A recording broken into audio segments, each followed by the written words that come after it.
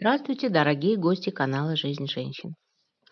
Почему один человек счастлив, жизнерадостен и полон сил, а другой болен и подавлен? Один баловень судьбы, а жизнь другого череда несчастий. В чем секрет здоровья, счастья и долголетия? Хочется, чтобы люди перестали искать источник зла где-то там, на стороне, и обратили взгляд на себя. Пытаясь проследить причинно-следственную связь между мировоззрением человека и происходящими с ними событиями, парапсихолог Сергей Николаевич Лазарев сделал немало удивительных открытий. Невероятно интересные случаи, описанные им для понимания своего духовного пути, достойны самого пристального внимания. Специально для вас подобрала список самых интересных цитат Сергея Лазарева. Реально изменить ситуацию вокруг себя можно, только меняя себя. Первое, что надо сделать, отказаться от желания управлять ситуацией. Понять, что ситуация в мелочах, работая против, в главном работает на вас. Я раньше не понимал, почему в культуре существует негласное правило, запрещающее чтение во время еды. Оказывается, еда с книгой перед экраном телевизора за обсуждением политических и семейных проблем может травмировать душу человека, потому что во время еды информация свободно проходит в подсознание. Любое заболевание, будь то нарушение на уровне органики или функциональное, тормозит развивающуюся в душе агрессию. Хотите, я дам вам совет, как быть здоровым и долго жить? Никогда, никому и ни к чему не предъявляйте претензий. Ни к судьбе, ни к Богу, ни к прошлому и ни к людям. Внешне ведите себя как угодно, но внутри любая ваша претензия есть программа уничтожения того, кому вы ее предъявляете.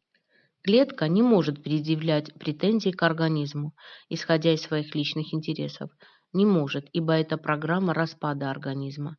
Такая клетка отторгается и заболевает. Знаете, почему вы пьете?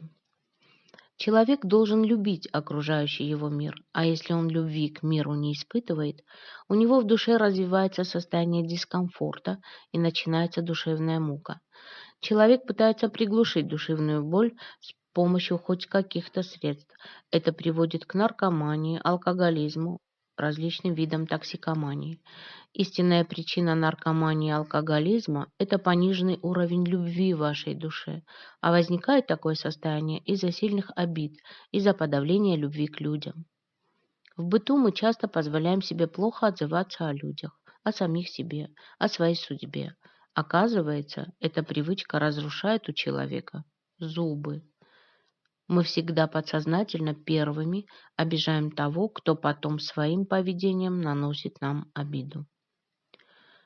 Дело в том, что заповеди Христа обращены не к форме, а к содержанию, к нашим эмоциям. Ударившему тебя по щеке подставь и другую. Это не есть отрицание физической защиты. Это означает, что ответной агрессии не должно быть внутри.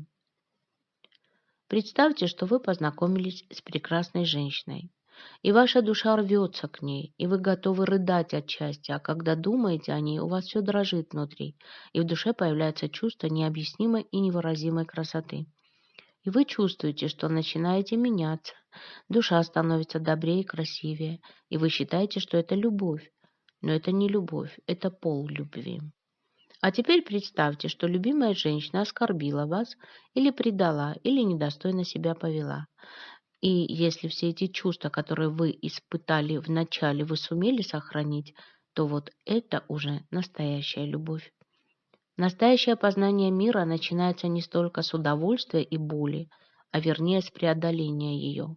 Высшую боль может выдержать тот, кто может выдержать высшее счастье.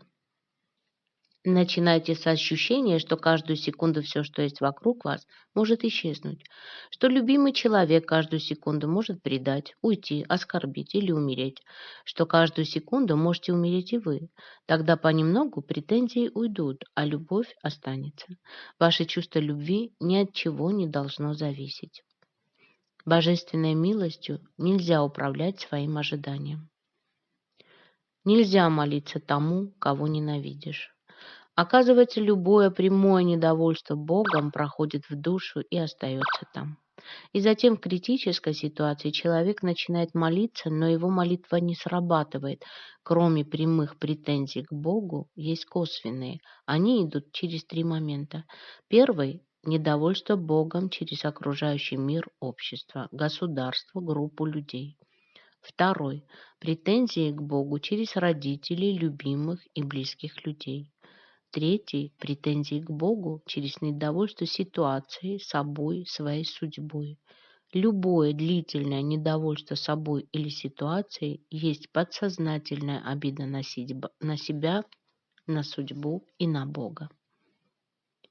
Любой метод лечения, не опирающийся на духовное развитие человека, ведет к деградации. Когда человек искренне просит прощения, его душе может быть очень больно, потому что это изменение. Замкнутость, нежелание и неумение общаться с людьми – это один из признаков высокой гордыни. Через сознание, логику, упреки и требования воспитывать людей нереально. Почувствуйте абсолютную внутреннюю беззащитность, отбросьте все, кроме любви. Отношения с человеком – средство для развития любви, и сами отношения – не цель. Если кто-то проявляет агрессию ко мне, значит, у меня в душе есть аналогичная программа. Я ее убираю, и атака прекращается автоматически. Любая форма агрессии невозможна, если в моей душе нет аналогичной программы. Мировоззрение человека, его эмоции воздействуют на временное тело сильнее, чем физические поступки. В одной из своих книг Сергей Лазарев утверждает, что все, что им написано, можно свести к 4 простым правилам. Правило номер 1. Всегда и везде сохранять любовь к Богу и увеличивать ее. Правило номер 2. Во всем видеть и любить Бога, чувствовать высшую волю. Правило номер 3. Не искать виноватых. И, наконец, 4 правило – принимать мир и людей такими, каковы они есть. Мир выходит из любви, наполняется любовью, уходит в любовь и становится любовью. Оставьте свой комментарий, который, возможно, поможет другим нашим слушателям лучше разобраться в себе. Возможно, вас заинтересуют темы о психологии отношений, о том, как научиться любить себя и ценить жизнь. Все это можно найти на канале «Жизнь женщин», поэтому не забудьте подписаться и нажать на колокольчик, чтобы не пропустить новые выпуски. А я благодарю вас за лайки, репосты и отзывы. До новых выпусков. Пока-пока.